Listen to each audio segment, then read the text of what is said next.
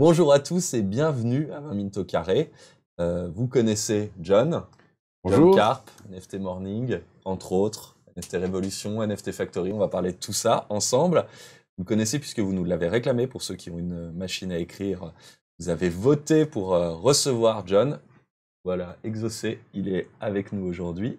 Vous connaissez peut-être pas la tête de Romain, mais vous l'avez déjà croisé sur le chat, sur le Discord et ailleurs sans doute. Romain Gouloumès, qui est le chef du service magazine de 20 minutes et qui, du coup, à ce titre, pilote 20 minutes le magazine avec moi. Enfin, j'essaye de le piloter avec lui et de l'aider. C'est quand même vraiment lui qui a la main là-dessus. Et il remplace Théo, qu'on salue bien fort, qui n'a pas pu se libérer ce soir. Voilà, on sera à 3, en fait, ça nous permettra d'être toujours là les mardis soirs pour vous accueillir. Voilà pour la partie présente. Bonjour à tous ceux qui sont déjà sur le chat, j'ai reconnu pas mal d'habitués, ça fait super plaisir. On vous prépare un truc, je vous raconterai ça en fin d'émission pour vous remercier d'être là et pour nous prouver que vous êtes là un petit peu à chaque fois. Ça commencera, je pense, à la fin juin, mais c'est bien de venir avant, c'est super. Et puis bienvenue aussi aux nouveaux, j'ai vu qu'il y avait des nouveaux qui nous avaient rejoints. J'espère que vous apprécierez l'émission, n'hésitez pas du coup à commenter. C'est Hélène qui est derrière la caméra, qui réalise ce stream et qui répond à vos questions en live sous le nom de 20 minutes France, qui vous répondra si jamais vous avez des questions. Vous en avez déjà posé pas mal sur le Discord, et ça c'est un vrai plaisir, puisque d'habitude on a un peu moins de questions. Vous savez que là on va faire une interview collaborative, l'idée c'est que dans le magazine, jeudi 16 juin, donc jeudi 16 juin, on aura une page d'entretien avec toi, John. Et puis, comme nous aussi, on coécrit ici, on co-anime, on co-tout, cette interview, elle sera composée des questions composées la communauté. J'en ai 2 pages, vous pouvez aussi en poser en live, évidemment. Et on va de les relayer. Romain, tu jetteras un coup d'œil. Moi, je vois pas toujours tout. Je commence à Je garde un œil sur le chat. Ouais. Et on se fera fort ensuite de les intégrer dans l'interview définitive qu'on publiera donc le 16 juin avec vos noms avant les questions. Et qui a été le plus malin dans tout ça? Moi, je vais commencer avec une question de Cédric Buns qui m'inquiète de savoir un petit peu comment tu gères ton image grandissante, nous dit-il. Gestion de ton image grandissante en tant que représentant français des NFT. Est-ce que tu avais imaginé ça en croisant un jour les NFT, tiens, intéressant, écrire un livre, animer une émission, organiser un événement, puis devenir la voix des NFT en France, collaborer avec tout le monde sur la création de la NFT Factory, passer sur BFM Crypto? Comment est-ce que tu vis tout ça? C'est une très bonne question. Alors honnêtement, j'y pense pas du tout. En fait, c'est passé tellement vite. C'est-à-dire que concrètement, le NFT Morning et le livre NFT Révolution, on a commencé ça il y a 15 mois. Il y a une grosse année. 15 mois, ok. C'est à peu près ça, hein. Je pense que c'était en mars. De mars En fait, à mai, je crois. On a commencé fin février, la dernière semaine de février, le NFT Morning. On a sorti le livre en mai dernier, donc d'un an. Et on a fait des premiers événements, des meet-up, en effet.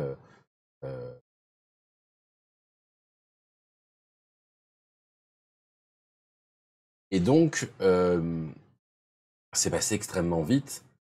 En fait, je pense que ce que j'ai vécu, et cette notoriété naissante, on va dire, c'est un peu ce que tout le monde a vécu à son niveau dans l'univers des NFT quand on a vécu l'année 2021. Forcément, pour tout le monde, c'était extrêmement rock'n'roll. Ah ouais? Bah, je pense que tout le monde est parti de quelque part et s'est retrouvé un peu sur une autre planète, d'une manière ou d'une autre. Et d'ailleurs, c'était un peu la première question que j'avais faite quand j'ai fait la Non-Fungible conférence. On avait 2500 personnes dans la salle au moment de l'ouverture, la plénière. C'était, je sais plus, 800 personnes, quelque chose comme ça. À Lisbonne. Hein. À Lisbonne, exactement, en avril dernier. Et je disais, bah, pour ceux qui, en fait, levaient la main, si vous aviez l'habitude de travailler dans l'univers des NFT il y a 1 an. Et ensuite, est-ce que levez la main si vous travaillez maintenant? Et tout le monde, en fait, est passé pratiquement de 0 à 1 en 1 an. Tellement, finalement, bah, c'est allé vite et tellement il y a eu des opportunités énormes qui se sont créées pour chacun. Donc moi, je vis un peu la même chose à mon petit niveau. Voilà, j'en ai pris plein la tête et donc je continue sur ce rythme un peu effréné, sans trop réfléchir finalement à cette notoriété que j'ai depuis. Ouais. Parce que je relais du coup la question de Bitload, mais tu viens d'où? C'est quoi, avant d'arriver à cette espèce d'épiphanie de 2021, où tu étais? En fait, j'étais pas très loin. En fait, je faisais des événements depuis 2010 qui s'appellent des hackathons. Voilà, tout le monde connaît maintenant. On était en fait une boîte qui s'appelle Be My App, qui est pionnier dans l'organisation de hackathons, même leader mondial d'ailleurs des hackathons. Donc c'est beaucoup en Europe, essentiellement aux États-Unis, et on a pas mal de sites comme hackathon.com ou d'autres univers, on va dire, et médias autour des hackathons aussi. Et donc, on fait des événements pour Facebook, Donc, j'étais dans la tech, on va dire, tout simplement. Et c'est vrai que c'est par la tech, en fait, que j'ai découvert les NFT. Ça veut dire que je connaissais, je connaissais évidemment la blockchain. Je m'intéressais un peu en tant qu'investisseur. J'avais un petit peu d'Ethereum d'Ether parce que ça m'intéressait comme ça. Mais c'est vraiment, en fait, au début du confinement, que je travaille sur une nouvelle conférence en ligne, une conférence en ligne sur la blockchain. Et bon, de temps en temps, on faisait des confs sur la blockchain. Donc voilà, on dit bon, on va en faire une conf. Et je travaille, donc forcément, on a toujours des partenaires, des curators, des intervenants qui nous aident un peu pour faire la sélection éditoriale finalement. Et donc je discutais toutes les semaines, on avait un petit point. Et au début, on parle un peu des investissements. Du coup, forcément, c'est la blockchain. T'achètes quoi? De l'ETH, du Solana, du je sais pas quoi, du truc. Je trouvais ça rigolo. Moi, je connaissais pas. Je trouvais ça, voilà. Et à un moment, il me dit, tiens, là, cette semaine, j'achète un land dans un métaverse. Et forcément, j'étais mort de rire. Qu'est-ce que c'est que cet achat? Voilà. Ça a l'air bien dégène, comme on dit maintenant. Ça a l'air... Donc, il faut que j'essaye. En fait, c'est vraiment ça. Je me suis dit, non, mais en fait, en plus de ça, c'est vrai que vu que c'était le début du confinement, moi, on avait une plateforme d'événementiel en ligne. Je me suis dit, bah, tiens, c'est super. Je vais pouvoir intégrer mes clients qui sont des boîtes du CAC 40 je vais créer un palais des congrès dans le métaverse. Et puis, je vais emmener des gens. Ça, je suis sûr que je vais bien trouver un client qui va payer pour ça. Donc, voilà. C'est un peu donc, finalement, c'est d'ailleurs ce qui se passe un peu en ce moment. Et du coup, j'achète des lands dans Sandbox. Ça coûtait $100 le land. Et c'était très rigolo, vraiment. Je me souviens, j'étais sur un groupe WhatsApp avec justement les autres personnes qui commençaient à s'intéresser aux NFT. On échangeait des messages, je recevais des messages d'ailleurs. Les gars, je viens de craquer, j'ai acheté un CryptoPunk pour 500 €, machin. Et les mecs, on disait mais t'es fou. Et donc là, on est sur le groupe comme ça. Et je vois, en fait, je vois les petits points qui clignotent sur la carte. Je clique, j'achète. Bam, MetaMask, le gaz, ça passe. J'arrive à en acheter un par jour pendant 4 jours. Des lands ou... Des lands, ouais. À chaque fois, ok. Voilà. Et à chaque fois dans le groupe, ils disent, t'as réussi, personne réussit. Et je suis le seul. C'était la première fois que j'achète, comme ça, je me dis, mais... En fait, je me suis dit, ça y est, je suis tombé dans un scam. En fait, c'est des gens, ils se moquent de moi, ils sont contents, ils font, ah ouais, bravo, t'es trop fort! C'est ça. Et donc, je me dis, bon, c'est pas grave. Vraiment, je suis passé à autre chose. Et 2 mois plus tard, je reparle avec eux, ils me disent, t'as vu, Hélène, là, ils ont fait x4 ou x5. Ce truc. Et là, vraiment, je m'intéresse. Et là, je m'intéresse. Pour le coup, c'est vrai que je me rends compte rapidement que le métaverse, il y avait une petite complexité que j'arrivais pas à appréhender tout de suite, fallait construire, il y avait c'était pas encore hyper facile à exploiter à ce moment-là. Et donc et par contre, c'est vrai que je me rends compte que à côté de ça, on discute un petit peu et je me rends compte qu'il y a des artistes en fait qui sont des artistes clés qui sont des génies. En fait, j'ai mis, à un moment donné, je dirais, attends, alors c'est qui les artistes, qu'est-ce qui se passe? Et je commence par curiosité à creuser. Et toi, tu avais déjà un intérêt pour l'art ou pas spécialement? Pas spécialement. D'accord. Pas spécialement. De la culture générale un peu basique, tu vois, mais. Mais t'as pas d'œuvre d'art? Non, j'ai jamais collectionné d'œuvres d'art. Donc donc si tu veux, mais là, si tu veux, c'est comme finalement, tu vois, j'ai trouvé l'art qui me parlait en fait. Quand t'es dans la culture web.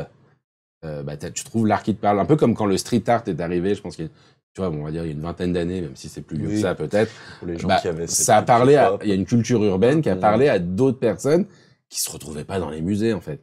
Et donc, tu vois, là, on a trouvé finalement l'art qui nous correspondait.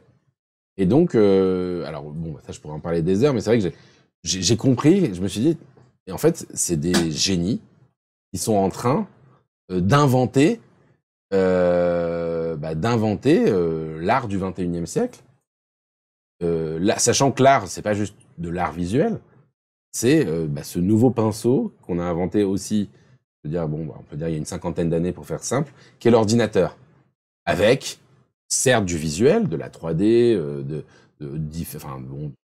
du montage, du collage, mais aussi tout ce qui touche à la programmation, qui fait que tu peux faire de l'art programmable, tu peux faire de l'art collectif qui implique un certain nombre de personnes, tu peux mettre les communautés dans tes œuvres, tu peux jouer, tu as un champ qui fait que c'est pas un pinceau, c'est des milliers de pinceaux qui ont été inventés, et forcément, du coup, c'est une révolution, c'est pour ça qu'on parle un peu de néo-renaissance, à la fois sur le côté digital, et puis sur le côté NFT, où je commence à comprendre les notions de NFT par les artistes. Moi, des artistes comme Pac, par exemple, c'est vrai que j'en parle beaucoup, m'ont fait comprendre, en fait, justement, c'est intéressant même pour les entreprises, tout ce qu'on fait les artistes, parce que ils jouent sur ces notions de qu'est-ce que la propriété, qu'est-ce que la rareté, qu'est-ce que copier une œuvre de quelqu'un, qu'est-ce qu'une œuvre au final, qu'est-ce que c'est une identité numérique. Finalement, c'est toutes ces questions qui sont posées, qui sont des questions finalement de société, d'économie, de politique, voire. Et donc, on retrouve à la base dans ce mouvement artistique. Et donc, je me suis dit, attends, ces mecs-là, voilà, j'ai la chance, là, je les vois, ils sont en train de discuter. Tu vois des discussions sur Twitter. C'est juste dingue. Et donc, j'ai commencé à les suivre, à les regarder, à lire, à regarder les Twitter, les Discord, les œuvres. Mais c'est un tout, en fait. C'est pas que les œuvres en elles-mêmes, c'est tout ce qui se passe derrière. Et c'est là que j'ai commencé à collectionner quelques pièces là-dedans, quoi. Alors, on va faire justement une pause, parce qu'on va continuer à dérouler le film. Bien sûr. Jusqu'à aujourd'hui. Ouais. Mais moi, j'ai Cédric qui nous pose une question, Cédric Bunsen Cryptographers. Ouais. Il me demande quel est ton NFT préféré aujourd'hui. NFT préféré. Alors, mon préféré que je possède, en fait, c'est c'est du pack. Ah ouais. Moi, je sais que je suis complètement fan. C'est The Cheap, en fait, de pack.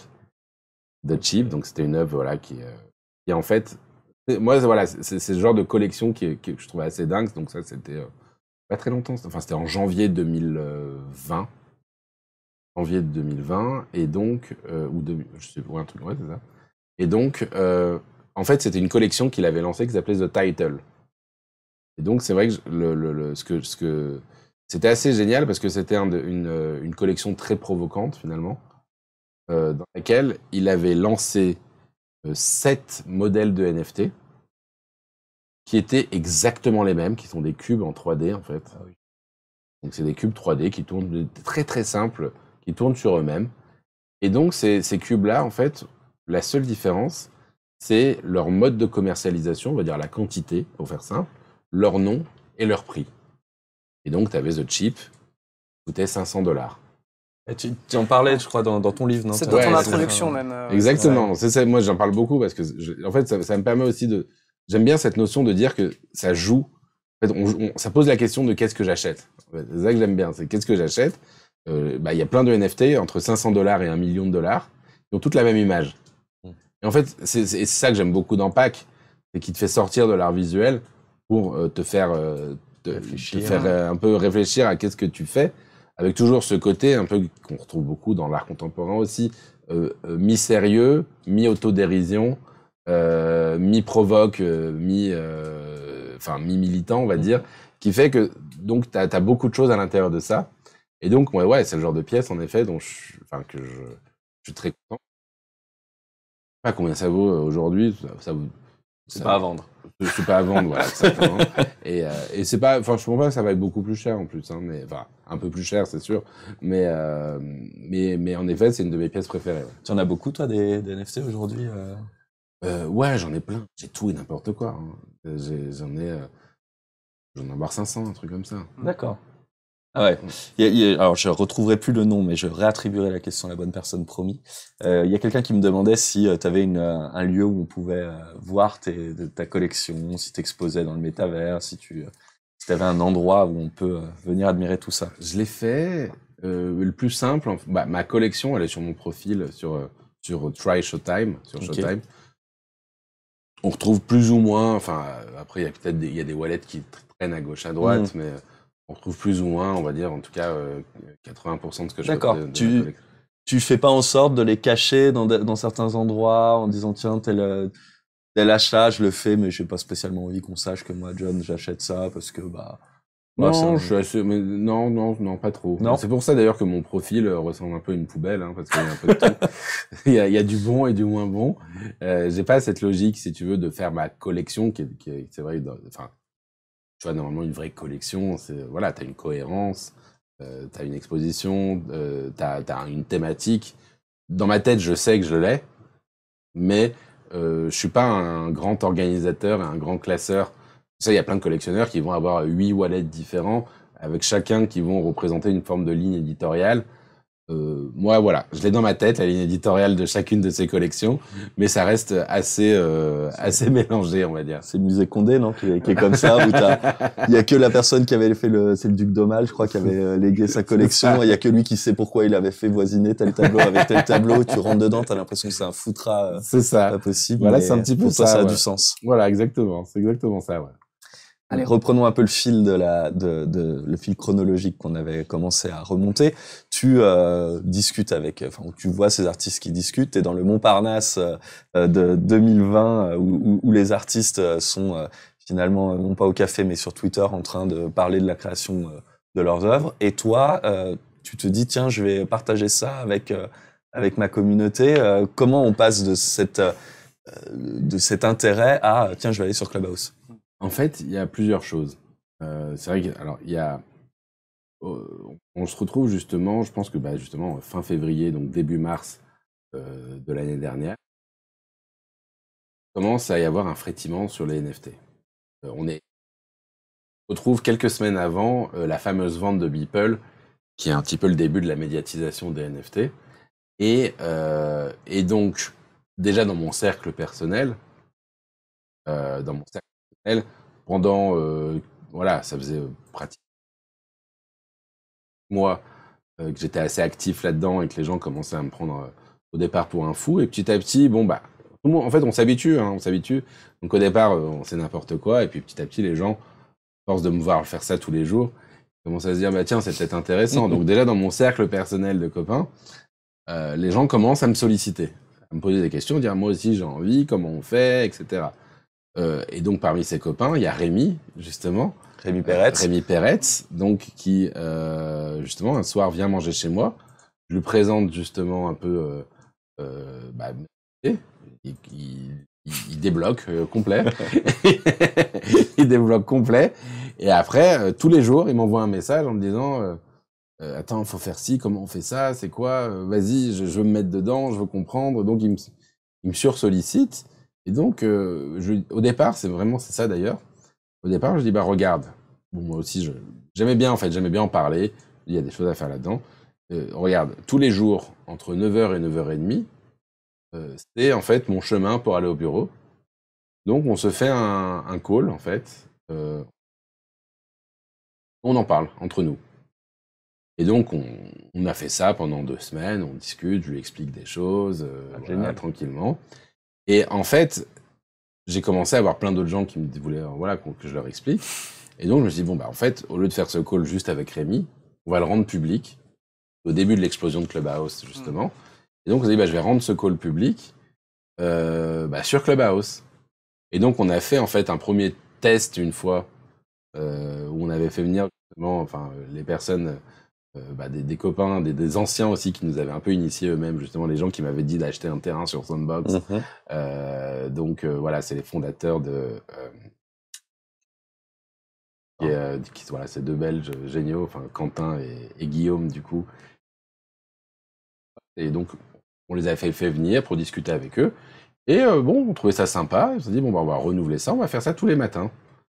Et donc on l'a fait, on a commencé à le faire tous les matins. Et puis on s'est dit fait, on va l'enregistrer. Comme ça, au moins, c'est un peu un souci de productivité, si tu veux. Quitte à en parler, autant le diffuser. Comme ça, tu vois, on va pouvoir, du coup, avoir les bonnes infos. Puis, bon, quitte à le diffuser, autant l'organiser un peu. Et donc, on s'est dit, bon, au départ, c'était un peu, voilà, fouillis. Puis, petit à petit, on s'est dit, bon, on va quand même traiter de certains sujets.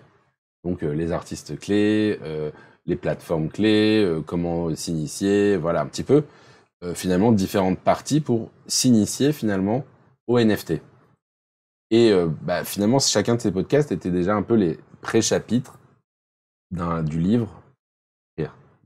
Donc, en fait, c'était presque un moyen pour nous de commencer à... Mais toi, tu rentabilises bien. Il y a un canal de conversion vers le livre. C'est ça. Je devrais bosser chez 20 minutes, tu vois. C'est clair, multiplateforme. Non, mais on prend des leçons, là. Le problème, c'est que nous, on reste gratuit, donc bon. C'est ça. Mais nous, on est gratuit aussi. Enfin, non, le livre était payant, des fois, on en reparlera, mais c'est vrai. Je sais que dans le chat, il y a des gens qui, les matins, viennent se connecter sur Clubhouse pour écouter le NFT Morning, qu'ils se dénoncent si... Alors, on a un petit délai, donc on le verra avec un peu de retard. Ou après coup, parce que c'est vrai que l'horaire, vous l'avez choisi parce que c'était ta marche matinale, mais... C'est ça. Ah ouais, on a choisi l'horaire pour être certain qu'il n'y ait pas grand monde en direct, quoi. C'est sûr. C'est-à-dire que maintenant, tout Clubhouse et maintenant les Twitter Space, en général, se font plutôt le soir. Ouais. Clairement, c'est plutôt un univers de noctambules, on va dire. Hein. Enfin, quand on tombe là-dedans, d'ailleurs, en général, ouais, on est calé en plus sur l'heure américaine, et puis on aime bien, c'est là que ça se passe. Bon, nous, voilà, on est c'était le moment, on a trouvé ce rythme, on est tranquille. Dès le début. Voilà, exactement. Donc, et puis on avait le domaine NFT Morning, on s'est dit, bon, on va faire ça le matin. C'était ça. Tu vois, ça. Le tattoo Dev confirme qu'il le fait aussi souvent que possible. Et je rassure ceux qui s'inquiètent de la disparition des tasses 20 minutes. C'est malheureusement pas encore des tasses 20 minutes. Elles vont revenir, mais bon, sans Théo, on n'a pas eu le cœur de venir avec les tasses. Je ferai un effort la semaine prochaine, promis. Parce que je vois que Bitload laisse un message. Tu as un NFT de 20 minutes ou pas? On me demande. Je dois en prendre un. Voilà, j'ai honte. Voilà. En plus, je viens juste pour me faire flageller là en direct. Non, mais du coup, dans ton vide-grenier, tu vois, une vieille machine à écrire, ça peut être pas mal. Honnêtement, évidemment. Non, mais évidemment, non, mais en plus, enfin, je suis pas là pour faire de la lèche ni rien, mais j'ai exceptionnel. Non, mais tu es pour beaucoup, hein. On leur a pas dit, mais on en a parlé avant qu'il existe ensemble. Ouais, non, c'est vrai. Café. C'est vrai, je me souviens. On se connaissait pas. On s'est rencontrés autour du livre. Quand tu as sorti le livre, on va y revenir du coup. Mais moi, je l'avais acheté et on s'est parce que je voulais te rencontrer, quoi. Et puis rencontrer Rémi, ça s'était pas fait. Je l'ai encore jamais rencontré en physique, mais ouais. Il se fait discret, Rémi. Rémi, il tient voilà. Il m'envoie parler face caméra, Rémi. Et on le salue s'il te regarde. Vous êtes fongible. C'est ça. Exactement. On salue aussi Régnan qui nous a rejoints.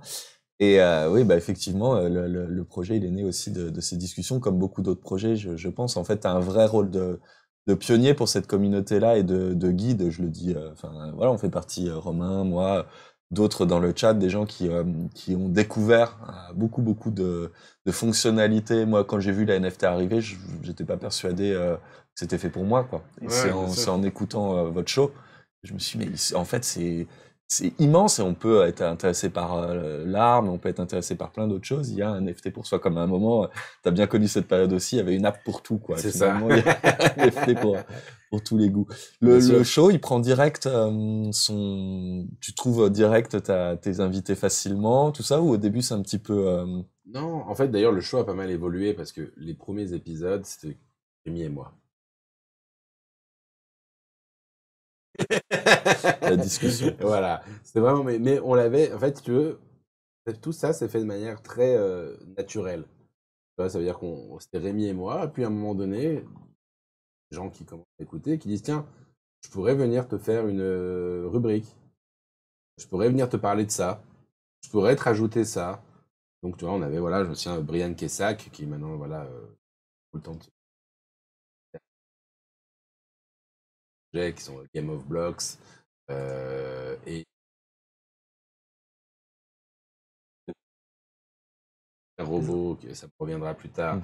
En tout cas, c'est la société, c'est Screenshot Labs, Evereye, voilà, c'est Ok. bon. Donc voilà. Wow. Non, il n'y a pas eu dans le chat. Ouais, mais on a un petit décalage, donc ça va arriver après, je pense. Hein. Donc voilà, projet Evereye, du coup. Et donc, il disait, bah, je peux venir avec vous, faire un peu des news de la semaine. Ok, super, bah voilà. Donc, il venait nous faire des petites rubriques petit à petit. Voilà, Ingrid, du coup. Vas-y. Et puis, petit à petit, bah, en fait, vu qu'on a commencé aussi à avoir une petite audience, bah, des gens ont commencé à me dire, enfin, nous, on s'est dit, bah, déjà, on veut venir inviter des artistes, notamment des artistes français. On a invité quelques-uns, il y en a d'autres qui ont commencé à nous. Et petit à petit, on s'est dit, bah, attends, enfin, voilà, tout est possible. Donc, en général, quand on contactait quelqu'un, bah, il disait, ouais, en fait, c'est ça qui est génial. Enfin, dès que tu veux c'est un univers qui est tellement petit au départ que dès que tu as envie d'inviter quelqu'un pour parler, bah, il te répond.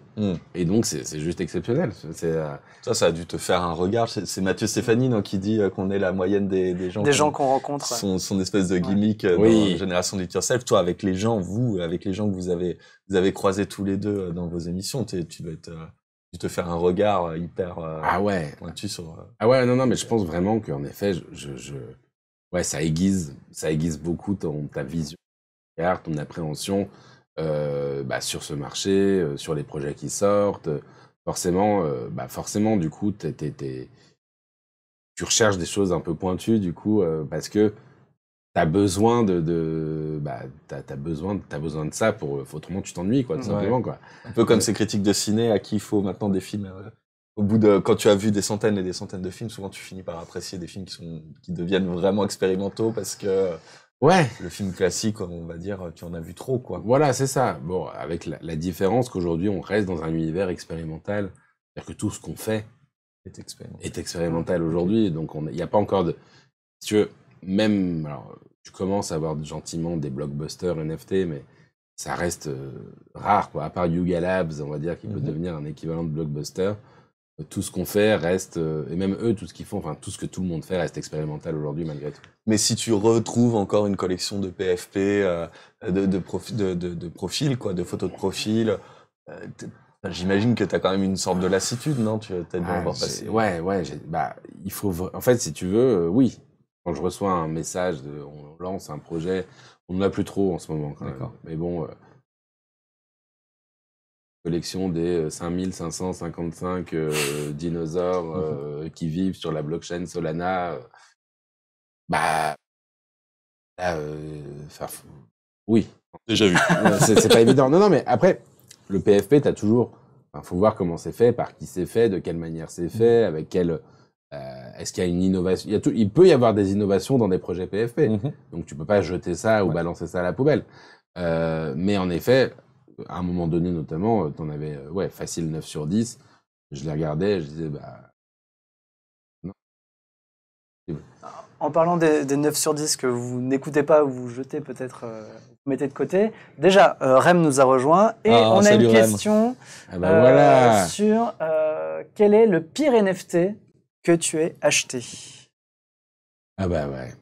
Franchement, le pire NFT, alors j'en ai acheté pas mal, des mauvais NFT, faut quand même, j'achète un peu, je suis très instinctif en plus, donc, je suis comme ça, je suis un peu des coups de cœur, on va dire, ou des coups de, je sais pas quoi, des coups de sang, mais le pire dont je me souviens, on va dire le pire officiel en tout cas, ça s'appelle CryptoSerge. CryptoSerge. Ok. CryptoSerge, en fait, pourquoi le pire? Bon, déjà parce que je l'ai acheté extrêmement cher et qu'il vaut 0. Mais ça, ça arrive. Et parce que j'ai fait exactement, tu vois, et c'est ça, il faut se prémunir. C'est-à-dire, tous les conseils qu'on donne dans le livre ou qu'on donne en général au NFT Morning, j'avais beau le savoir, j'avais beau les avoir écrits, de temps en temps, tu vois, de temps en temps, tu fais n'importe quoi. Et donc, là, c'est ce qui m'est arrivé. Donc, CryptoSerge, c'était une collection de 1000 NFT, de petits bonhommes qui ressemblent à du coup, dans ma tête, on va dire des Serge Gainsbourg. Ouais. mais c'est une collection américaine qui, selon la rumeur, était dessinée par je sais pas qui a travaillé sur les Bored Ape, je sais pas quoi. Comme ça se fait des fois, des fausses ou vraies rumeurs ce type de projet. Et en fait, je me souviens, c'était en fait l'été dernier, donc le NFT Summer en août dernier.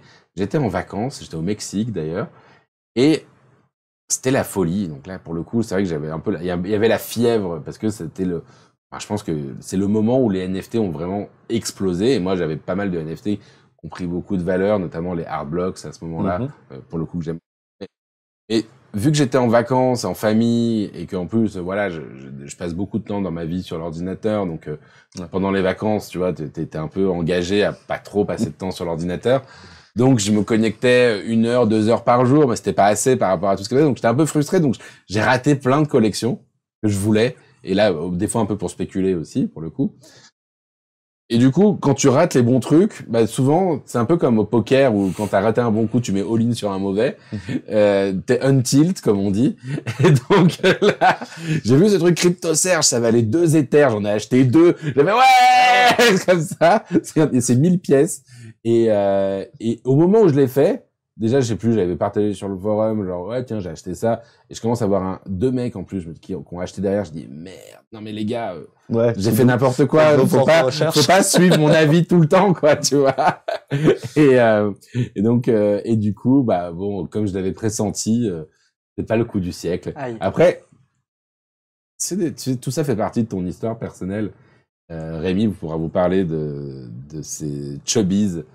Et un de ton pire projet devient souvent à un moment donné ta grande fierté. Ouais. Donc si tu veux, c'est voilà, tu l'as. Et c'est ça qui est génial avec les NFT, c'est que t'as une histoire, t'as un moment, t'as quelque chose, et du coup, je pense que je vais le garder toute ma vie et que et ben voilà quoi, ça fait partie. Donc le pire a une histoire et cette histoire le rend intéressant. La preuve. Parce que tu finances tes achats en vendant d'autres ou tu continues à mettre... Ouais, en fait, j'ai pas beaucoup de... Enfin, je suis pas un crypto millionnaire comme beaucoup de gens d'ailleurs. En effet, moi, je suis pur NFT. Donc en effet, de temps en temps, je dois vendre certains de mes NFT quand je suis un peu sec pour pouvoir en racheter des nouveaux, quoi. Réinjecter. Exactement, ouais. Snowball. C'est ça, c'est ce qui fait que des fois, j'ai vendu des NFT trop tôt, forcément, quoi. Donc... Bitload qui nous demande comment tu décides de rentrer dans un projet. Est-ce que le regard artistique ou le regard stratégique prime? Ou est-ce que tu arrives d'ailleurs à différencier les deux? Ouais, en fait, non, mais déjà, en fait, le critère au-dessus de tout, faut que j'aime le projet. Non, mais c'est vraiment, et d'ailleurs, enfin, vraiment, le côté investissement financier, vraiment, enfin, moi, je suis plus quelqu'un on va dire, d'émotionnel que de statistiques, de fonctionnel. Donc, ça veut dire que j'ai aucune connaissance des chiffres, je sais pas faire des tableurs Excel. J'exagère un peu, je sais. Ouais, je pense. Mais ça me gonfle un peu. Enfin, voilà, ça me gonfle. C'est un autre problème. Voilà, ça me gonfle. Vraiment, j'aime pas ranger dans des cases, j'aime pas faire des tableurs, j'aime pas mettre à jour ma compta, j'aime pas faire tout ça. Et donc, je suis pas un trader, quoi. Je suis pas Et donc, pour moi, tout ce qui est investissement, finalement, c'est de l'investissement d'abord émotionnel. Et donc, il faut que le projet me parle. Je me dis, ah ouais, il y a quelque chose. Ah ouais, j'aime. Ah ouais, Et donc, sentir, enfin, faut vraiment sentir le projet. Donc, derrière, si je devais après analyser les critères, je pense qu'il y a quand même des critères objectifs. Il y a, en fait, moi, j'aime bien les histoires. Donc, je pense que c'est l'histoire. D'accord. L'histoire qui se raconte. Quand c'est un artiste, voilà, c'est qu'est-ce qu'il est, qu'est-ce qu'il apporte, qu'est-ce qu'il a fait dans l'histoire de l'art, quel est quel est son... Enfin, moi, ce que j'aime dans l'art aussi, c'est que souvent la collection qui sort maintenant apporte quelque chose par rapport à la collection précédente. Un artiste, il te raconte une histoire. T'as les différentes périodes de Picasso qui vont de l'une à l'autre et qui racontent son évolution finalement aussi. Et donc, c'est ça qui est intéressant sur le côté purement artistique. C'est voilà, qu'est-ce qui l'apporte à ce moment-là. Après, de manière un peu plus froide, tu as des critères un peu objectifs. Sachant que moi, je le dis souvent, c'est vrai que t'as les achats un peu coup de cœur, les achats sociaux, parce que t'as les copains, ou t'achètes des fois une œuvre d'un artiste ou d'un projet parce que tu les aimes bien, tu crois en eux. Sous-estimer le côté social en fait du NFT. Bon, tu reçois à ton émission. Ouais, tu reçois, t'as envie de soutenir le projet tout simplement, et donc voilà, envoyer de la good vibes, envoyer de la force, comme on dit dans le monde moderne aujourd'hui. Donc pour moi, voilà, c'est quelque chose qui est important. Et après, en effet, sur le côté purement, on va dire, stratégie générale, je me concentre sur ce qu'on appelle les blue chips. Ok, donc des valeurs sûres, avec des noms qui ont déjà fait porter des choses. Enfin, blue chip, t'as différents niveaux. T'as des top blue chip, des moyens blue chip, des low blue chip ou des nouveaux blue chip, si tu veux. Okay. Mais, enfin, ça, c'est bon. Si tu veux, c'est en effet, pour moi, c'est des projets, tout simplement, en effet, qu'on imagine rester sur du long terme. Moi, mais en fait, alors, à la fois, c'est vrai qu'il y a un côté financier, parce que, voilà, moi, dans la mesure où je suis pas un trader, je suis plus un hodler, on va dire, d'un point de vue investissement, bah, j'aime bien garder quelque chose et pas passer ma vie tous les jours à savoir combien il vaut. C'est pas ma stratégie, j'aime bien être tranquille là-dessus. Je suis sur les groupes, voilà, on a où on a un super groupe qui s'appelle Fonds qui est une super DAO et voilà, si on veut vraiment il y a que des bons calls, on va dire, sur des collections qui sortent régulièrement. Moi, je suis assez peu actif, on va dire, là-dessus. Et par contre, en effet, je me mets sur des projets sur lesquels, vraiment, je pense à 10 ans. Ces projets, en me disant, je serais fier dans 10 ans de l'avoir dans ma collection. Voilà, en 2032, de dire à mon fils qui aura 18 ans, tiens, t'as vu ce truc-là, on l'a acheté quand t'avais 8 ans et maintenant c'est dans tel musée. C'est ça en fait que je pense. Ou bien cette collection. Et donc après, qu'est-ce qui fait que ces pièces vont être dans les musées? Bah, t'as des critères quand même qui sont, enfin, dont tu descends, le visuel il joue. Ouais. T'as pas une seule collection quand tu regardes dite blue chip. Il n'y a pas apporté une innovation visuelle. Tu regardes, même les Bored Ape, tu trouves ça moche, tu trouves ça beau. Ils sont arrivés avec ce cartoon, ce personnage cartoonesque. Beaucoup de gens trouvaient ça horrible au début. Avec le temps, tu le trouves plutôt joli. Puis avec la valeur, tu as tendance à trouver tout joli. Ouais, c'est ça. Mais ils ont apporté ça. Ensuite, tu as les personnages 3D, qu'on a retrouvés notamment sur les artefacts, les clones X, qui ont apporté une finition, un niveau assez innovant. Les Doodles avaient un côté, ce côté pastel, un peu couleur flash. Souvent, c'est ce type de collection, quand elles arrivent, d'ailleurs, elles ont un style qui les caractérise et qui fait que, on s'en souvient, on sait au premier coup d'œil que c'est cette collection. Plus récemment, là, t'as les Goblin Towns, sont sortis il y a 2 semaines. Tu vois un Goblin Towns, malgré tout, tu montes, tu descends. Ils ont un style caractéristique. Donc, si tu veux, tu as le côté artistique. Tu as le côté, en effet, malgré tout, un côté technique. L'innovation technique, le smart contract, souvent, tu vas te rendre compte que dans les beaux projets, tu as un beau travail au niveau du contrat qui a été fait. Voir des fois de l'innovation, parce que c'est ce que j'adore sur PAC dont je parlais, mais sur plein d'autres artistes aussi qui travaillent les smart contracts. L'innovation technique, elle est importante. T'as le côté, malgré tout, le concept. Ouais. Le concept. Tu vois, on parle des Bored Ape, ils arrivent avec une roadmap. C'est un concept. Tu vois, c'est un nouveau concept. Vraiment, on a ces projets-là qui sont suivis, les Chimpers. Si vous voyez, c'est en fait, c'est un concept. En fait, c'est des de mémoire sur les noms des projets, mais bon, bref, c'est des personnages, on va dire, d'une histoire en fait qui s'enrichit justement en fonction des propriétaires justement des NFT, et qui se racontent petit à petit. Et donc, il y a une innovation conceptuelle. Et finalement, à chaque fois, il y aura quand même une petite innovation qui va être faite sur la manière dont est présenté le projet, la manière dont il est livré. Est-ce que du coup, tu pourrais sortir du domaine de l'art en te disant, parce qu'il y a des critères qui peuvent être remplis par des NFT en play to earn ou des NFT avec des utilités vraiment différentes. Est-ce que ça pourrait te parler aussi? Ça me parle. Mais pour moi, le play to earn,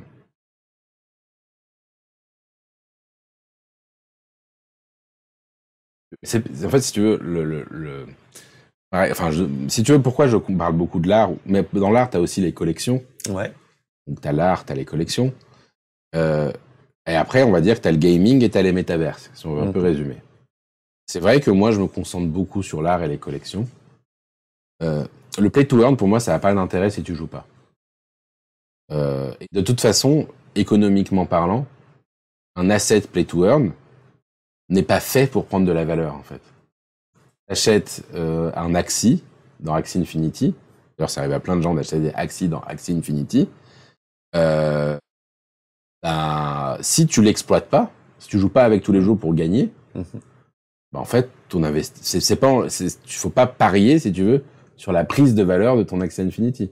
Il y a plein de gens qui en ont acheté, la plupart d'ailleurs valent pas grand-chose aujourd'hui, parce que souvent, justement, la mécanique du jeu fait que souvent, c'est basé sur un breeding, donc sur une reproduction de tes assets qui vont faire une supply qui va devenir à terme infinie. C'est le syndrome CryptoKitties, créé en 2017, qui avait de la valeur. Et petit à petit, il n'y en a plus. Les seuls qui ont de la valeur dans cet univers vont être les premiers, les historiques. Et là, c'est pas du play to earn. On revient sur un peu de l'histoire de l'art ou de l'histoire de la collection ou sur la valeur historique d'un asset. Où là, en ce moment, je suis beaucoup sur le move to earn Stephen. Ouais. Stephen, ouais, bah, tu vois, les assets Stephen, les chaussures, font. Ou même quand elle monte un peu, tu vois, la boîte Stephen trouve des techniques pour augmenter la supply, pour que le floor se maintienne toujours assez bas finalement.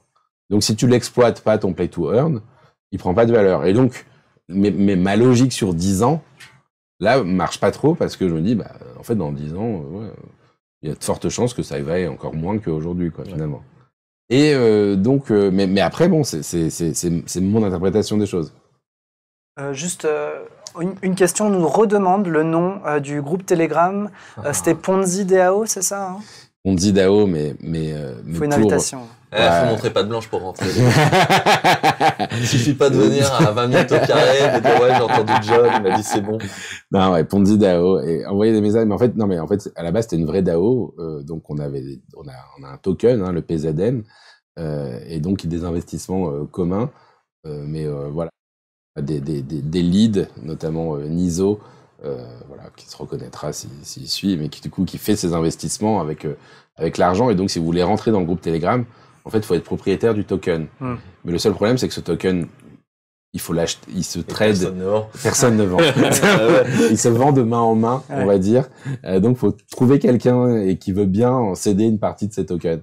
Donc, c'est assez rigolo. Et de temps en temps, on fait contactez-moi. Et si vous êtes vraiment intéressé, on fait des messages des fois dans le groupe en me disant, je connais quelqu'un qui veut racheter un token, quelqu'un vend. Et donc, c'est assez rigolo aussi. Ouais, t'en feras pas gagner à la fin de l'émission, quoi.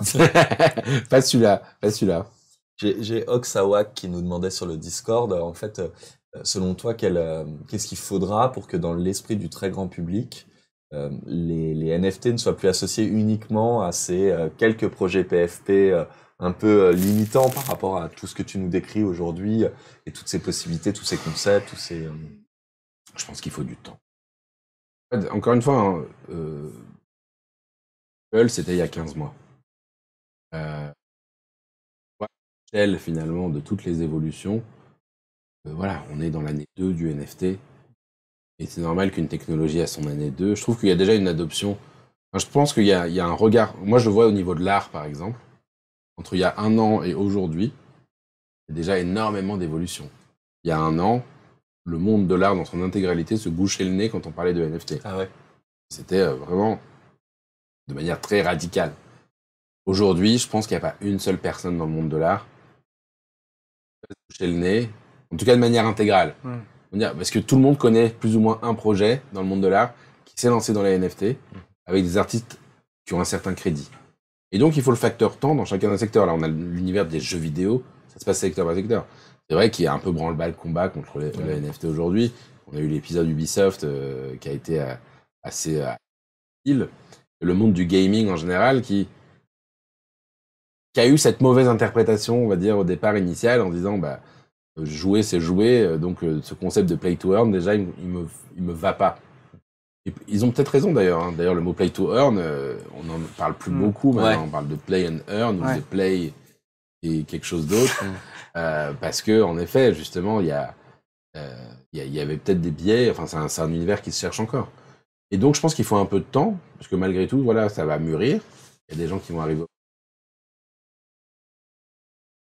donner justement, chez Ubisoft ou dans d'autres boîtes, il va y avoir le bon play to earn, on va dire, qui va d'un coup, qui va rendre ça évident pour tout le monde. Donc, il faut un petit peu de temps, quoi. Mais je pense que malgré tout, je trouve que ça va plutôt dans le bon sens. J'avais une question que j'ai trouvée super chouette, mais je me suis dit ça nous emmènera peut-être un peu loin. Mais comme on est en train de partir un petit peu loin, qu'on a encore un petit peu de temps, autour du SBT, je sais pas si tu as suivi ça, le Soulbound Token, et de cette question de savoir si donc ces tokens qui sont non transférables, en tout cas que Vitalik Buterin imagine comme non transférables, c'est un peu ce qui ressort de son papier, pourrait émerger une nouvelle vague de NFT qui serait plus fondée finalement sur la revente qu'on en fait, mais sur une autre forme d'utilité qui est de certifier, qui a eu un seul utilisateur. Ça, c'est quelque chose que tu regardes aussi, qui pourrait t'intéresser C'est quelque chose qui m'intéresse. Je pense qu'on va en voir émerger beaucoup des Soulbound Tokens parce que c'est un vrai besoin. En fait, ce que dit Vitalik, c'est un peu sa maraude depuis... c'est tout simplement, on va dire... C'est ça, en fait. C'est vraiment la logique de... Comme j'atteste de mon identité dans un univers numérique sans divulguer de données personnelles. Et donc, le Soulbound Token, ça reprend les mêmes... On a son permis de conduire, d'afficher qu'on a plus de 18 ans, d'afficher des parcelles de son identité. Et donc, ça marche avec cette logique d'accès gaieté qu'on a de plus en plus, du coup, qu'on commence à comprendre grâce aux NFT. Et donc, je pense que ça va émerger assez vite dans certains usages. On va avoir à un moment donné, je pense, différentes choses comme ça. On voit que le monde aujourd'hui, je sais pas, par exemple les sites porno, pour faire simple, il y a plein de législations qui disent qu'il faut que ça soit interdit au moins de 18 ans, je sais pas quoi. Bon, on trouve des techniques déclaratif pour dire que... C'est du déclaratif. Moi, et là, on peut te demander de prouver que tu as 18 ans sans avoir à donner ta date de naissance et ton RIB et X trucs, quoi. Par exemple. On a tout qui pourrait être... Donc voilà, et donc je pense que tu vois, pour la limite d'âge, par exemple, quelque chose qui atteste de ta date de naissance, ça peut arriver assez vite. Ça peut arriver assez vite. Et je pense qu'il y a d'autres usages qui vont sembler assez évidents avec ce principe de signature électronique. Donc voilà, après, c'est un marché plus mature, je pense, par nature, dans la mesure où c'est pas transférable. Il n'y a pas vraiment de notion de marché. Ouais. On pourrait imaginer un pack qui a l'air d'être intéressé par notamment les questions de supply, les questions d'interaction avec la logique même de la blockchain, de faire une vente qui n'est plus transférable. Et quelle est la valeur du coup d'un bien si tu veux jamais le revendre? D'ailleurs, il a fait quelque chose là-dessus. C'est vrai? Et avant, en NFT, il a fait... en fait, il a appelé les haters à le détester, parce qu'il y a beaucoup de gens qui le détestent. Et donc, il a dit les haters, the haters will hate. Donc, mettez-moi vos plus grands messages de haine. Et donc, il y a plein de messages de haine sur Twitter qui sont arrivés. Il a fait une sélection du top 20 et leur a dit, bravo, vous avez gagné vous allez le minter gratuitement, parce que vous faites partie des 20. Donc, les gens sont allés minter le NFT. Ils se sont rendus compte ensuite que c'était un NFT de pack, donc ça vaut de l'argent. Sauf que il est pas vendable, pas transférable. Génial. Donc, et après, il leur a dit, lisez les contrats, les gars. Ah, ouais. Ou vendez le wallet. C'est ça. John, on a une demande, modification micro. Est-ce que le temps que tu refais ton petit setup, bien sûr, on prend quelques questions. Il a plein de Jimmy's sources. Je sais pas ce que sont les Jimmy's, le vrai Flux, mais non, je ne crois pas en avoir, ou alors mais dépend. On peut remonter tout à l'heure, il y avait une question, je crois, de Usul qui te demandait si tu comptais t'intéresser au projet de Time Engine de Ternoa, qui est notre partenaire, et peut-être prendre des Timmy. Les petits Timmy. Ouais. Alors pour ceux qui ne sont pas de la team Ternoa, parce qu'on a quand même beaucoup de fans de Ternoa dans notre communauté, on en est ravis. Timmy, j'ai pas toute la mécanique. Je sais que quand on va sur le Time Engine maintenant, on nous propose, on nous dit avec des Timmy, vous allez pouvoir faire du play to earn, grosso modo, quoi. Mais dommage qu'on n'ait pas Théo avec nous à ma place là, pour en parler un peu plus, mais ils viendront. Tu as suivi ce projet. On va les recevoir bientôt pour en parler. J'ai pas. Super. Voilà, j'ai pas encore toutes les infos là-dessus. C'est parfait. Il va falloir attendre le prochain NFT Morning avec nos amis de Terre-Noire. On salue d'ailleurs notamment Fabien qui est peut-être derrière son écran, qui nous manque. Voilà, petite pensée. On revient un petit peu sur le fil chronologique qu'on avait emprunté au tout début. On parlait du livre tout à l'heure. Tu nous disais que tu aimes bien l'histoire, et les histoires, et l'histoire.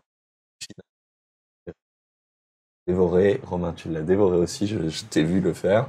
C'est un livre d'histoire sur un mouvement qui a même pas qui a quelques mois, quoi. C'est une sacrée aventure que vous avez lancée.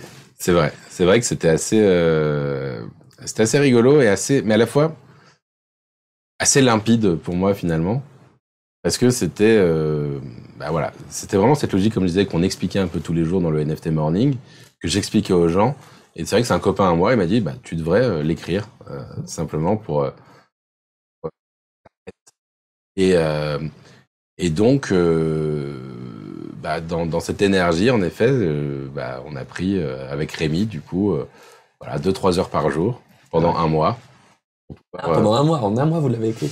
Alors, on l'a écrit pendant un mois, et après, on l'a relu pendant 3 mois. Super.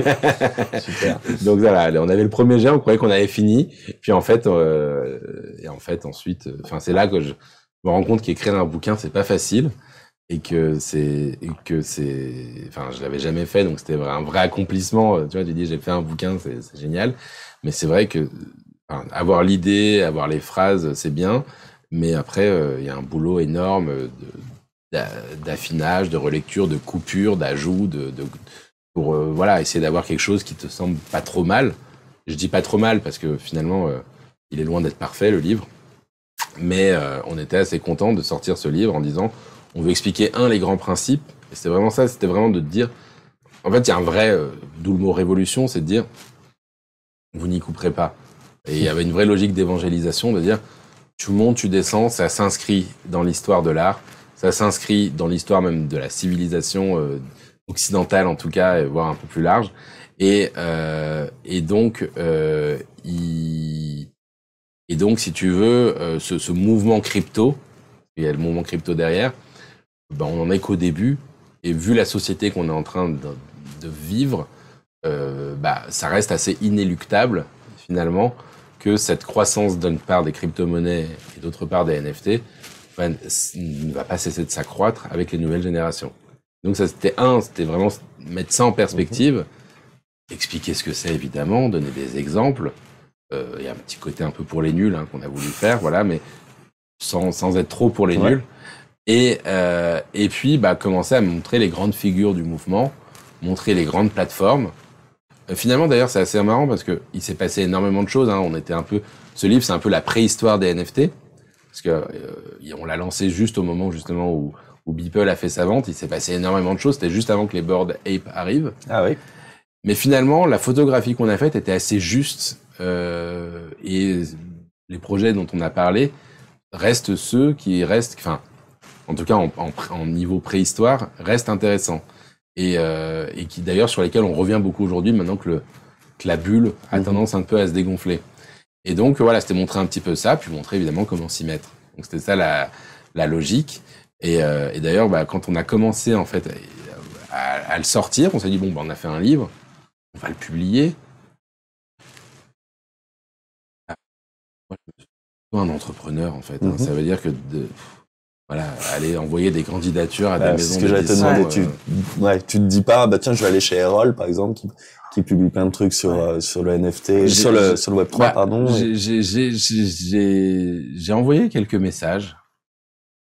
Sans trop de conviction. Ok. Et sans trop de réponses. Mais c'est pas, c'est normal. Mais moi, en fait, ce qui m'embêtait, c'est que je me dis, je vais mettre beaucoup d'énergie à contacter beaucoup de monde pour avoir finalement une publication éventuelle dans 6 mois. Voilà, le temps. C'était ça. Moi, j'ai eu deux jeunes passionnés de Web3 là qui m'ont envoyé un message hier. On en discutait. Ils se lancent dans un périple qui va être génial. Ils ont trouvé un éditeur et il les suit et il me dit l'année prochaine.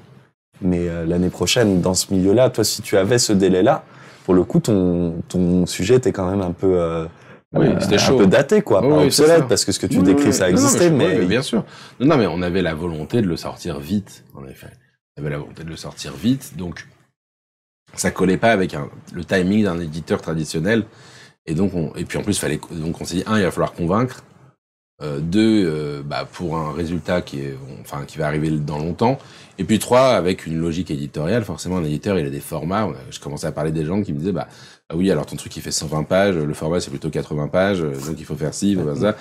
Et donc, je me suis dit, on va faire différemment. Et donc, faire différemment, ça passait par de l'auto-édition. C'était une chose. On va auto-éditer. Puis, en creusant le concept, on dit quand même,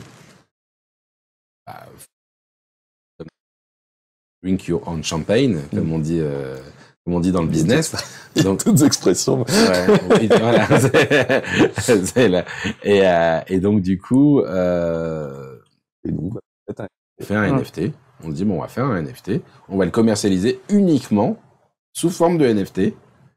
Et avec cette logique de dire si tu achètes le NFT, tu es propriétaire d'une carte et cette carte va te permettre de réclamer la version numérique. Puis la version print une fois qu'elle sortira.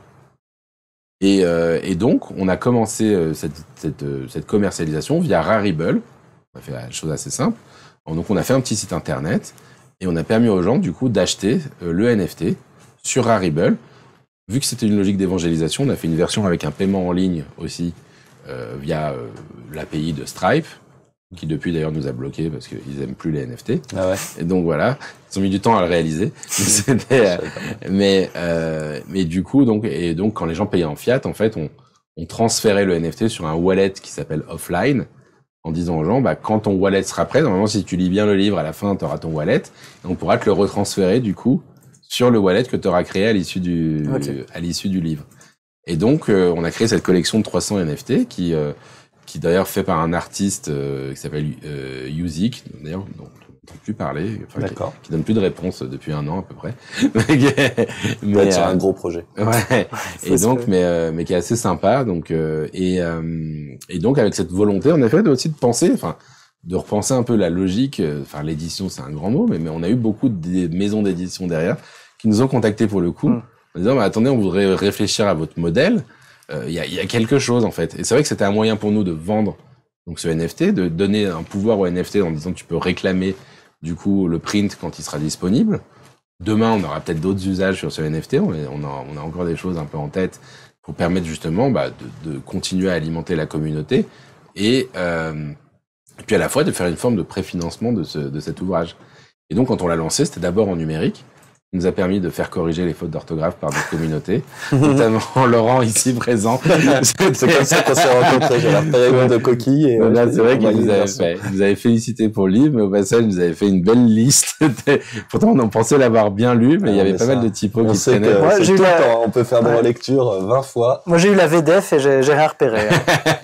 Alors moi aussi, j'ai eu la VDF parce qu'il faut dire non seulement on peut réclamer la version print, mais si on la réclamait pas, vous veniez nous chercher en disant t'as pas eu ta version print, on veut te l'envoyer. Je pense qu'il y en a qui l'ont pas encore reçu il y en a qui l'ont pas réclamé parce que c'est vrai que le Web3 c'est toujours une logique de claim, tu vois, donc on a eu cette logique de dire faut venir la demander quoi. Il y avait un petit formulaire à remplir, on n'avait pas encore tous les accès.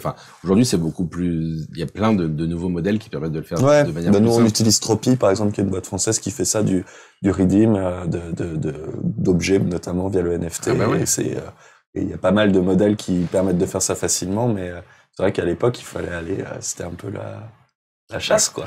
C'est ça exactement. Donc, c'était très expérimental tout ça.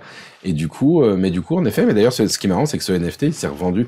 En fait, quand on a fini les stocks, il y a un de nos gros collectionneurs, on lui en a pré-racheté certains pour pouvoir continuer à les vendre en second marché à d'autres, en fait. D'accord. Et donc, pour avoir la possibilité, et donc ça s'est acheté jusqu'à, c'est cher, hein, d'ailleurs, ça se vaut, on le vendait 0.05. Alors là, maintenant, tout a baissé, mais il est monté jusqu'à 0.2 ETH ou un truc comme ça.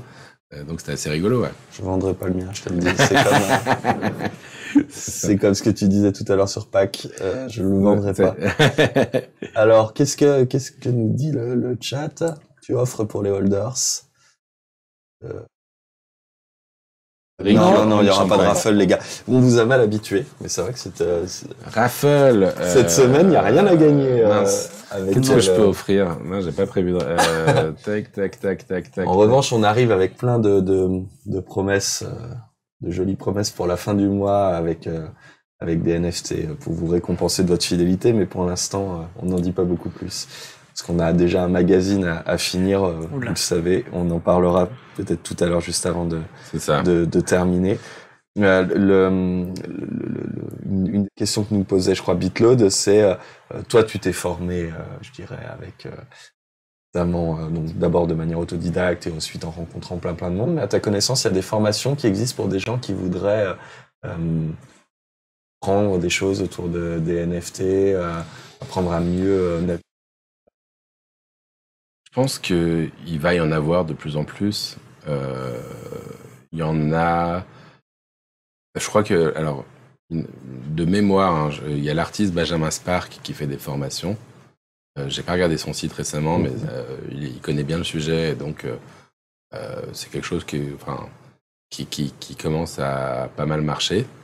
Après nous, au sein, justement, c'est vrai que c'était le dernier projet, donc je vais pouvoir en parler, en effet, du coup, la NFT Factory. Il y aura de la formation. Ça fait partie des piliers, on va dire, de l'offre de la NFT Factory. C'est de former justement les personnes au Web3 et au NFT. Allez, on parle de la NFT Factory parce qu'on a eu pas mal de questions autour de ça et pas mal d'interrogations. Comment en est le projet et il en est où? NFT Factory, donc il y a un an déjà. Donc c'est une discussion en fait entre quelques 7-8 personnes, on va dire. Jean-Michel Paillon de chez Ledger, Sébastien Borget de chez The Sandbox, et d'autres. Enfin voilà, Benoît Couty de Museum of Crypto Art. Pas mal de pionniers là-dedans. On réfléchit, on se dit ça serait intéressant de créer un espace tout simplement qui serait un peu comme la maison du Bitcoin qui a existé à Paris il y a maintenant 8 ans. Voilà, exactement, pour les NFT. Avec l'idée d'avoir un endroit qui est pignon sur rue, avec une vitrine, avec un comptoir sur lequel on pourrait aller acheter des NFT comme on va acheter une paire de chaussettes. C'est un peu ça l'idée, ou en tout cas comme on peut acheter n'importe quel un jeu vidéo ou ce qu'on veut acheter. Et donc, l'idée mûrit, on commence à créer le projet. Et vu qu'on est dans un milieu d'entrepreneurs et qu'on connaît beaucoup de monde, on a une cinquantaine de founders qui sont agglutinés. Voilà, on a une photo d'une cinquantaine de founders et il y en a d'autres en fait là qui nous rejoignent donc on va être un peu plus encore. D'accord. Qui lead le projet, donc c'est un projet vraiment collectif qui a pour volonté tout simplement de faire en sorte qu'un maximum de Français comprennent et achètent leur première NFT. C'est vraiment notre mission numéro 1. Et c'est vraiment la logique où on se dit en fait qu'en France, justement, Sandbox, qui est un des leaders mondiaux du métaverse, Sorar, j'ai vu qu'il y avait une question là-dessus, on ne va pas parler, mais qui est un des leaders mondiaux, on va dire de l'entertainment dans le sport Web3. Et demain, ça peut être le nouveau ESPN ou FIFA. Ça peut aller loin, en fait. On a d'autres acteurs comme Ledger, qui est leader dans la sécurité, la collection sur les musées. On a des artistes référents comme Pascal Boyard, Lotamoni, Obvious ou d'autres, qui sont des références internationales. Et donc, si on considère que ce mouvement Web3 va, à un moment donné, comme moi je le pense, balayer un peu certains monstres du Web 2, qu'on appelle les GAFAM, qui eux-mêmes avaient balayé des monstres du Web 1, comme des HP ou des IBM à l'époque, qui existent toujours, ils sont peut-être là. Et si on veut que dans 10 ans, quand ça va devenir quelque chose de sérieux, on va dire une industrie, ils sont encore là, il faut qu'on qu'on les aide, quoi. Il faut qu'on y aille. Il faut qu'on ait un mouvement très fort, qu'on ait de plus en plus d'entrepreneurs, de start-up, de projets. Et pour nous, pour moi, ça passe par une connaissance déjà de Monsieur Tout-le-Monde. Et avec un peu cette volonté d'avoir 40 millions de wallets en France. En se disant, bah, si tu as 40 millions de wallets en France, les problématiques des médias, les problématiques des politiques ne se posent plus parce que tout le monde sait de quoi il parle. Et donc, on ne peut pas être plus d'accord là-dessus. Hein, c'est le même conseil. D'ailleurs, je suis persuadé qu'on a des choses à imaginer avec la NFT Factory. Bah, bien sûr. Vous ouvrez a priori à la rentrée On ouvre à la rentrée un espace de 400 mètres carrés dans le centre de Paris qui va être justement donc dédié. Donc concrètement, c'est quoi? C'est en effet de la vente de NFT, de l'exposition de NFT. Et justement, on a une actualité assez forte en ce moment. D'ailleurs, je vais pouvoir faire peut-être un raffle là-dessus. Vous vendez la carte? On lance notre token, exactement, notre NFT. Donc c'est un token qui a été designé par Obvious, du coup, et qui est en fait une carte de membre, tout simplement. Il faut considérer la NFT Factory. Imagine faire simple, imagine un bâtiment à 3 étages, avec une sorte de boutique au rez-de-chaussée, de l'événementiel au -1, et au premier étage, une sorte de club, un peu où tu prends des cafés, faire des rendez-vous business, etc. Et ben, la carte de membre va te permettre d'accéder au premier étage pour faire tes rendez-vous. Donc le NFT, ce NFT, c'est un membership token, tout simplement. Donc il te permet d'accéder. Il te permet de te préinscrire à l'intégralité des événements qui vont avoir lieu, parce que le but, c'est un événement, c'est un lieu communautaire. Régulièrement, je dirais pas tous les jours, mais à terme peut-être, il va y avoir soit des meet-up, des réunions, des rendez-vous, des conférences, etc. Être propriétaire du token te garantit finalement pouvoir accéder à ces événements parce que tu auras lieu aux préinscriptions de ces événements. Génial. Et puis enfin, tu vas accéder au pré-sell, parce qu'on va exposer, donc on va avoir des sortes de vernissage de collection, peut-être tous les mois, enfin avec la fréquence d'une galerie, donc ça va se régler petit à petit. Et donc pareil, le token va te permettre d'accéder aux préventes de ce qu'on va exposer là-bas. Puis d'autres avantages, des discounts sur les formations qui vont être faites. Enfin, finalement, tu vas avoir un accès privilégié sur tous les services qui seront fournis par la NFT Factory. Un Telegram avec des calls pour ceux qui n'ont pas pu avoir le je pense que ça va devoir sortir, ça, ouais. Je pense que non, mais du coup, ouais. Et donc, là, d'ailleurs, en ce moment, on peut se préinscrire pour faire la demande d'Allolist. Donc, en fait, c'est 1000 tokens. Il y en a, 475 en pré-sell et 525 en public sell, ou le contraire, je sais plus. Enfin, grosso modo, 500. Et donc, on peut se préinscrire là pour avoir accès à la private sell. Il va être commercialisé donc 0.2 ETH, ce qui est un petit montant. Ça fait 350 à peu près, quelque chose comme ça. Mais en fait, on achète vraiment. En fait, il faut considérer ça comme une carte de membre. C'est annuel? Non, c'est à vie. Ah ouais. Donc c'est finalement c'est assez intéressant. C'est assez intéressant et voilà. Et donc je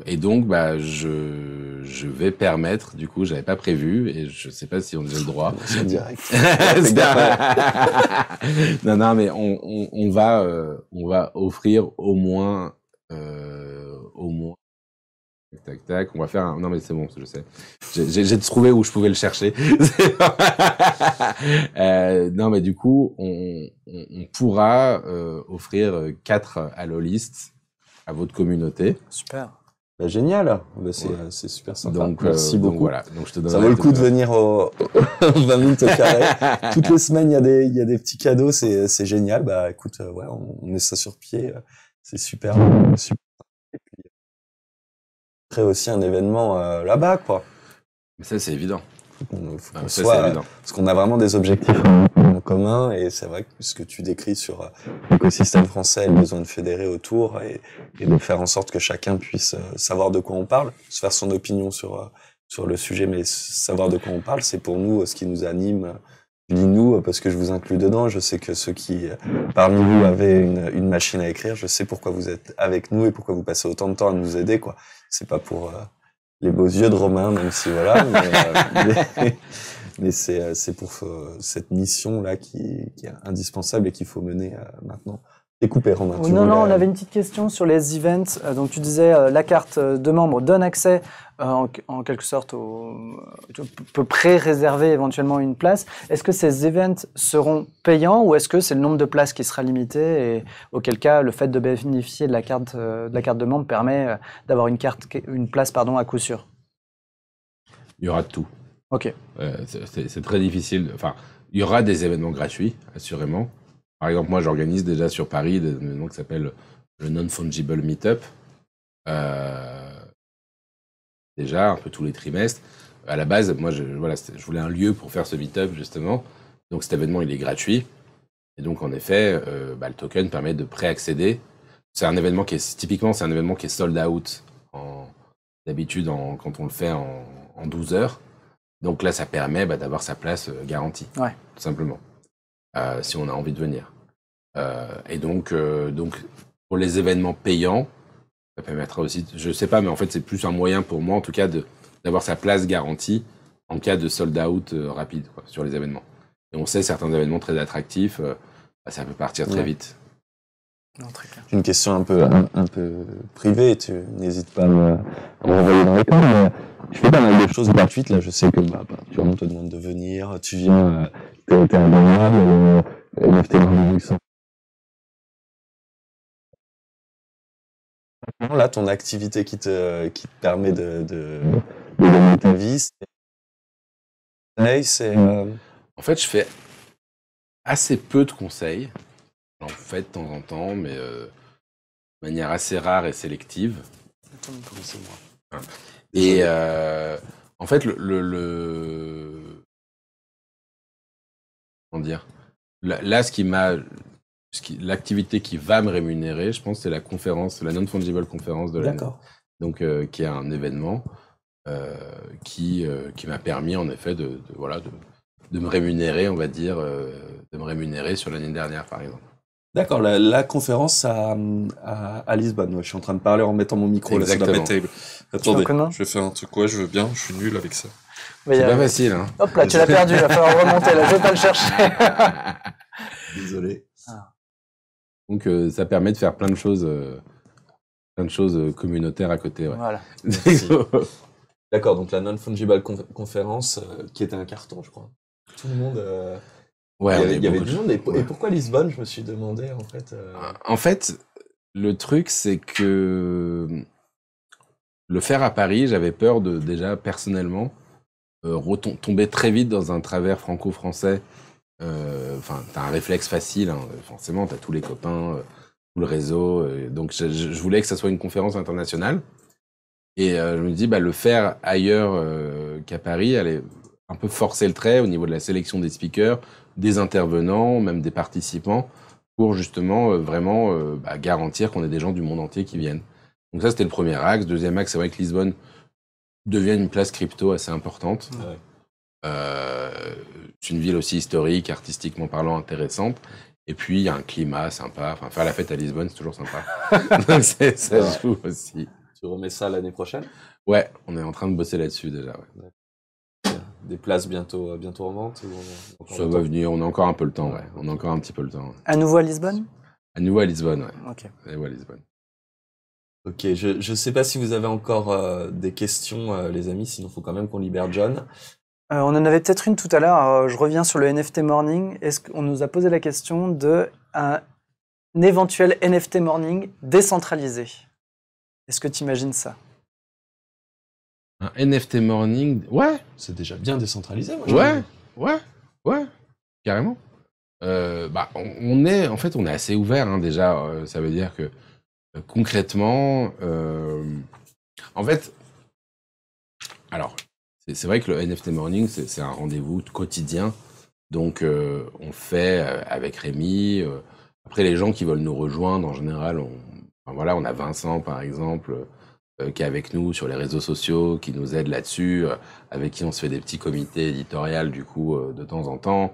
On a justement Ben Builders qui nous a proposé de faire une chronique mensuelle sur les métaverses qui viennent la faire. Ingrid Méry, du coup, qui nous fait sa chronique juridique.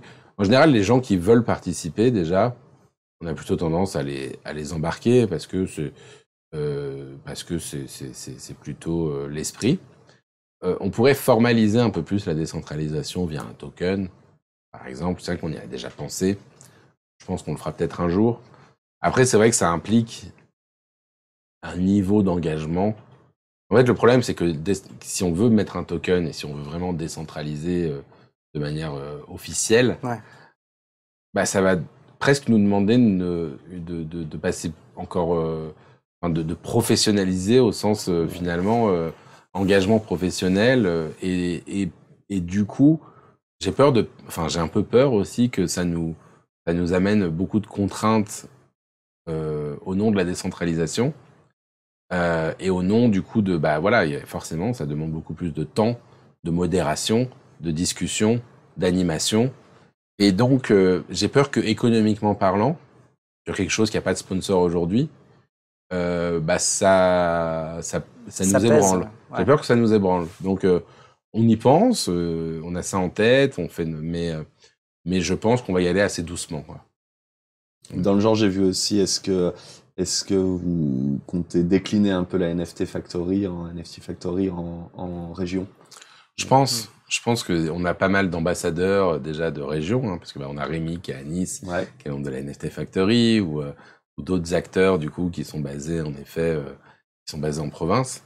Donc il va y avoir en tout cas soit des antennes régionales. Est-ce que ça se matérialisera sous forme d'espace? Je pense que c'est un peu tôt, on va dire, pour lancer ça, mais en effet, on a déjà des réflexions en national ou en international sur des next steps. Mais déjà, on va essayer d'ouvrir l'espace. On va déjà essayer de l'ouvrir, de le faire vivre. Puis ensuite, ensuite, je pense qu'on pourra le décliner. Ouais. J'ai hâte de découvrir tout ça. On a une dernière question de...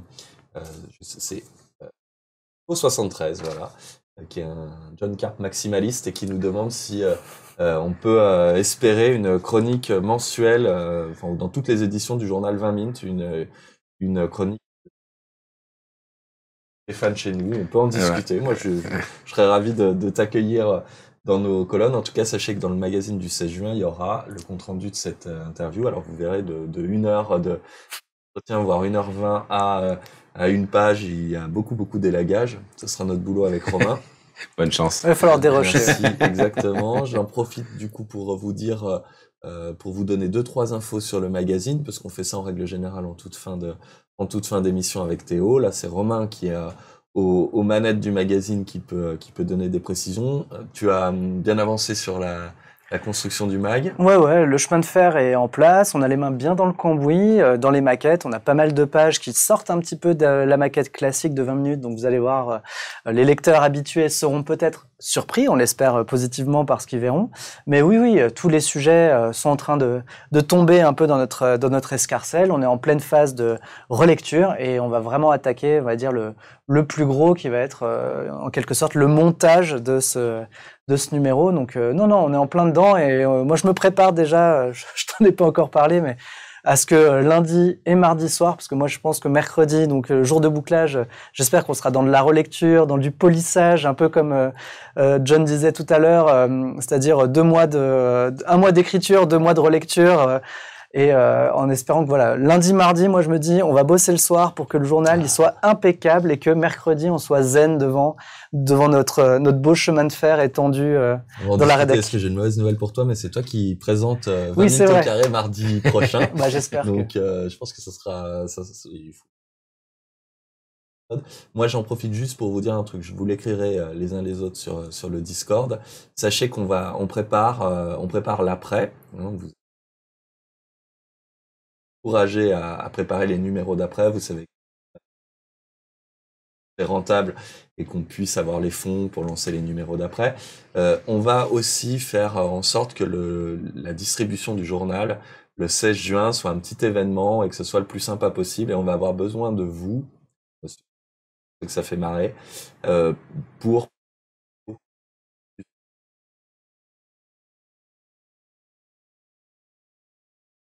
dans l'une des 11 villes où on distribue. Mais si c'est le cas, n'hésitez pas à prendre des petites vidéos, demandez toujours l'autorisation des gens que vous filmez, bien évidemment, et envoyez-les nous, on en fera un truc participatif assez sympa. Si vous faites, j'ai vu sur le Discord qu'il y avait une partie des gens qui voulaient le faire, si vous faites de la distribution de ah ça coupe, on m'entend pas. Je crois qu'il y a des soucis de son. Ah bah c'est faites tout ça plus tard. Je vous dis merci. Romain, je te laisse le mot de la fin parce que t'as le micro qui marche. Ah bah c'est sympa. Bah non mais pas grand chose à dire de plus, hein, si ce n'est merci beaucoup John. On espère avoir des nouvelles très vite de la NFT Factory. Et puis bon, moi je vous donne rendez-vous mardi prochain pour le prochaine émission, donc du 20 minutes au carré, enfin 20 minutes au carré. Et oui, on me demande de lâcher mon micro à Laurent. Ouais, bah, non, lâche pas ton micro. Ouais, bah voilà, je le garde et je le garde pour toute la semaine puisque c'est moi qui animerai mardi prochain. Et puis voilà, sinon moi je vous dis rendez-vous à jeudi. L'invité de mardi prochain, c'est surprise bien sûr. Sinon vous venez pas sur notre Twitter, vous savez. Je l'ai sur le bout de la langue, je le garde de côté, mais on en reparlera. Allez, à bientôt. Merci encore. Beaucoup. Bonne soirée. Merci beaucoup, John. Bah merci à vous, c'était un plaisir. Ouais, merci beaucoup.